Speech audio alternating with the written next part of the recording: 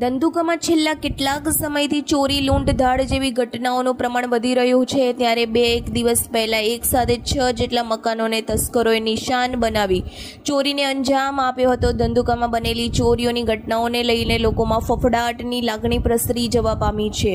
ત્યારે ધંધુકાના પોલીસ સ્ટેશનના PI RD ગોજિયાના માર્ગદર્શન હેઠળ ગઈકાલ સાંજના સમયે ધંધુકા વિસ્તારમાં હાલમાં ચોરીના બનાવો બનતા અટકાવવા માટે પરપ્રાંતીય લોકોની પોલીસ સ્ટેશન ખાતે નોંધણી વધે અને એ લોકો ગુના કરતા અટકે હેતુથી રેલવે સ્ટેશન વિસ્તારમાં નવા બનતા ક્વાર્ટર, માવાની હોટલ, દોરેલા 3 રસ્તા પાસે આવેલ કોમ્પ્લેક્સમાં સર્કિટ હાઉસ સામે રહેતા લોકો તેમજ કેનાલ ઉપર રહેલા મજૂરોની પડાઓ ઉપર ટીમો બનાવી મોકલી તમામને લોકોને ઊભા રાખી વિડીયોગ્રાફી કરી કડક સૂચનાઓ આપી હતી.